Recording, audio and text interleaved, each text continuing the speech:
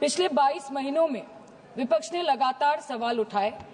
कभी चर्चा ना होने पर हमने वॉकआउट किया तो कभी मकर द्वार पे धरना दिया, लेकिन हमें सबसे ज्यादा उम्मीद जिनसे थी हमारे आदरणीय प्रधानमंत्री जी, ना उनके मन में मणिपुर के लिए कोई जज्बा दिखा और ना ही उनके बातों में मणिपुर का कोई जिक्र उठा। 600 दिनों से ऊपर चल रही एथनिक वायलेंस मैडम, 240 से ऊपर मणिपुर के भाई और बहनों की मौत, 1500 से ज्यादा जख्मी लोग, more than 5,600 arms, 6.5 lakhs rounds of ammunition looted from police armories, करीबन 68,000 इंटरनल डिस्प्लेसमेंट, 13,000 से ज्यादा स्ट्रक्चरल डैमेज, कई लापता लोगों की डायरी, लगातार दहशत की खबरें। फिर भी सरकार ने अपनी चुप्पी मणिपुर पर नहीं तोड़ी। Madam, in the past 22 months, every individual has taken to the streets of Manipur protesting and demanding peace. The apex student body of the Northeast staged a protest against the Prime Minister and the Home Minister for their failure to handle the crisis. The Indigenous Tribal Leaders Forum, the Kuki Front, organized a mass rally alleging that the central agencies were cherry-picking in order to appease the majority community at the expense of the minorities. Madam, कल तक Meitei community के महिलाओं ने protest stage किया और home minister को अर्ज किया कि आप जाएं और मणिपुर में शांति लाएं। अध्यक्ष महोदय, कम्युनिटी चाहे कोई भी हो, मणिपुर के लोग हमारे अपने लोग हैं और हम आपसे बस यही कहना चाहते हैं कि whether you like this fact or not, Manipur इस देश का ही हिस्सा है। मैम, 550 से ज्यादा civil society organisations, retired bureaucrats, police officers, activists, lawyers, filmmakers, journalists, academics, writers, they had to unitedly issue a public statement urging the Honorable Prime Minister to speak out about the ongoing ethnic violence in Manipur, but there was pin-drop silence from the Prime Minister's end. और जब वो पहली बार बोले तो उन्होंने मणिपुर के अब के हालात के लिए कांग्रेस की तब की सरकार को कोसा, जबकि मणिपुर में डबल इंजन उन्हीं की चल रही थी। Sir, only a few empty words were spoken by the Prime Minister and not even a single substantial step was taken by the central government to handle the Manipur crisis. It was the widespread reporting of this shameful incident of public humiliation of 2 tribal women which led to the judicial intervention of the Supreme Court demanding accountability from the state government. And unfortunately, the United Nations too raised alarms about the blatant abuse of human rights in Manipur, citing reports of extrajudicial killing and sexual violence. What is the point? What is the point? What is the point of discussing Manipur, madam? What is the point of discussing the budget of Manipur? Manipur has experienced higher inflation rates every month since violence broke out in the state. 70% of Manipur lives in the villages with a monthly inflation rate of 10 to 12%, the highest inflation among all states in the country. Youth employment in Manipur is at 23%. मंत्री, मणिपुर पर इसी सदन में बार बार बातें रखी गई, नहीं रखी गई, रखी स्पीच रखी गई, गलत बात है। और गृह मंत्री जी भी, प्रधानमंत्री जी भी अपने भाषण के क्रम में वहां की स्थिति को बड़ी स्पष्टता के साथ रखे हैं। इस तरह के बयान करके, गुमराह करके, अराजक स्थिति पैदा करने के लिए जो मणिपुर शांति की ओर बिल्कुल बढ़ चुका है, उसके लिए सदन में इस तरह से क्यों बोला जा रहा है महोदय? Budget for healthcare slashed by 23% and 11.5%, and budget for education slashed by 17% and 5.6% in the past 2 years. Budget for nutrition has been cut by 25%. Social security spending for tribal communities have seen a massive cut of 47%. And price rise is bleeding every family dry, no matter what their ethnicity be. What has the Manipur budget demands of grant proposed for reducing inflation and ease supply chain for the network of the state? Approx 6,164 children between 6 months to 6 years, 2,638 adolescent girls, 232 pregnant women, 753 lactating mothers are currently living across 325 camps in Manipur.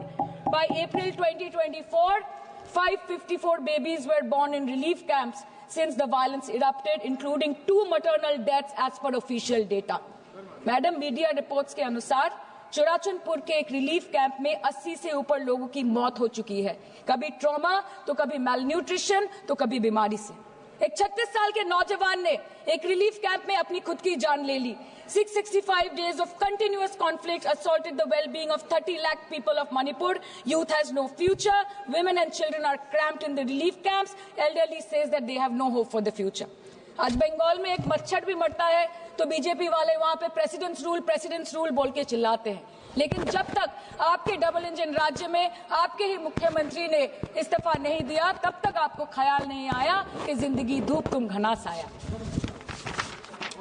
Madam, my humble question is, if president's rule was the solution, why was it not imposed months ago, when people were continuously dying and houses were set ablaze? After allowing Manipur to burn for months, today you are here with a bouquet of rosy promises. Please remember, Madam, please remember, Madam, please remember कि फिर नहीं rule जो है 66, 67 and 68 president rule जिसकी ये बात कर रही हैं, वो आइडेंटिकल बिल है जो कि इस हाउस के पास है। प्रेसिडेंट रूल पर डिस्कशन होने वाला है, इसीलिए इनको फाइनेंस बिल पर केवल फाइनेंस की बात करनी है। नो प्रेसिडेंट रूल पर बात होनी है। वो बिल यहाँ है, वो बिल यहाँ है। Madam, after allowing Manipur to burn for months, today you are here offering bouquet of rosy promises. Please remember, फिर नहीं बसते वो दिल जो एक बार उजड़ जाते हैं गालिब, कब्र कितनी भी सजाओ कोई जिंदा नहीं होता। Please remember this. Madam, this was imposed not to restore peace, but to salvage the BJP's political reputation after months of inaction. This is the truth. This is the truth. प्रधानमंत्री जी ने 2022 जनवरी के बाद मणिपुर में अपने कदम नहीं रखे, लेकिन इस बीच 40 बार इंटरनेशनल और 244 बार डोमेस्टिक ट्रिप्स लगाए। Amit Shah ji, honourable home minister, सिर्फ 2 बार गए। माननीय प्रतिरक्षा मंत्री 1 बार गए। माननीय वित्त मंत्री और पार्टी प्रेसिडेंट तो गए ही नहीं। There's a saying called narrow fiddle while Rome burned, अर्थात आग लगी बस्ती में, साहब अपनी मस्ती में। मैडम, सिर्फ एक ही बात बोलनी है कि पापा दूसरे देश की वॉर रुकवा सकते हैं, but why was not a second given to comfort the people of Manipur? As per Madam, महोदया, यह सदन please don't take it personally, sir. पर खड़ा होकर बोलने का नहीं है, और उनको पता नहीं है कि जब गृह मंत्री जी वहां गए, वैसे क्षेत्रों में गए, प्रधानमंत्री जी के निर्देश का पालन करने के लिए गए, और ऐसे क्षेत्रों में जहां इन लोग कभी जाने का हिम्मत नहीं किया। और वही धरती गवाह है, जब वहां इन लोगों के राज्य में जब वहां हिंसा भड़की थी, 10,000 से ज्यादा लोग मारे गए थे। क्या यहाँ सदन को क्यों गुमराह किया जा रहा है? और बजट पर The Home Affairs was said that the ministry will talk to both the groups so as to bridge the ethnic divide at the earliest, पर उस bridge का tender अभी तक पास नहीं हुआ. The bridge has not yet been constructed.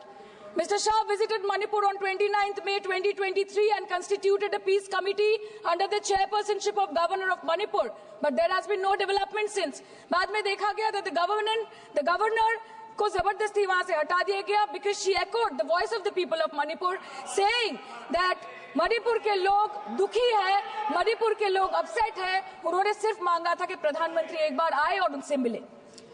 इसमें इतनी गलत बात कुछ नहीं है madam.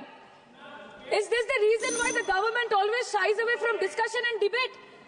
The truth is, double engine ran over the people of Manipur. The double engine, your double engine, ran over the people of Manipur.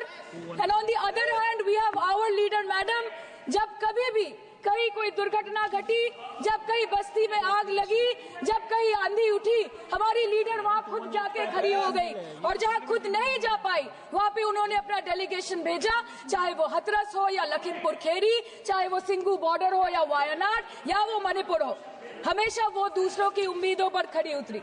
इसलिए हम गर्व के साथ बोलते हैं, हम गर्व के साथ बोलते हैं, हम गर्व के साथ बोलते हैं कि ये बीजेपी समस्या है, ये बीजेपी समस्या है और दीदी समाधान है। बीजेपी कटी पतंग है, ममता दी पूरा आसमान है, ये बोलते हैं हम। और अंत में मैडम मैं बस इतना ही कहना चाहती हूँ कि आप मणिपुर का बजट बनाएं, सप्लीमेंट्री बजट बनाए। इस देश में मंदिर बना रहे हैं, इस देश को मंदिर बनाए, इस देश को मंदिर बनाए।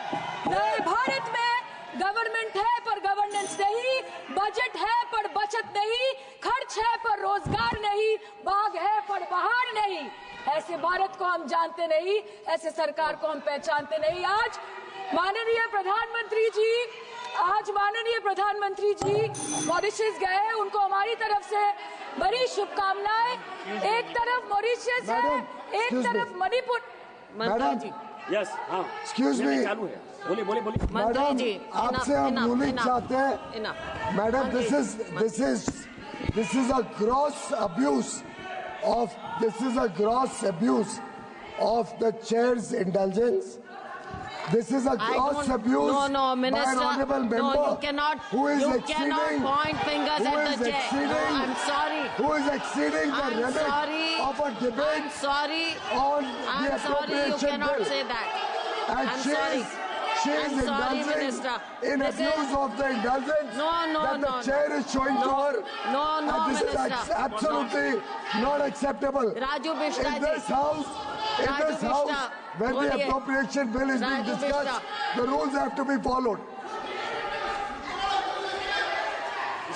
Raju Bishta. Please give us a ruling on 218. Honorable member Give is us a ruling on 218. Honorable member is referring to 218. Yeah. That is appropriation. Manipur appropriation bill. This is Manipur. Madam. Raju Bishta. धन्यवाद madam. Raju Bishta. Raju Bishta. हो गया, इनकी बात आ गई है ma'am. हो चुका है आपका आप बैठ जाइए अब। राजू बिष्टा। धन्यवाद। हो गई बात, आ गई, रिकॉर्ड पे आ गई। राजू बिष्टा। धन्यवाद मैडम, आपने मुझे बोलने का मौका दिया, मैं आपका बहुत आभारी हूँ। राजू बिष्टा। दीदी आपका माइक बंद हो चुका है।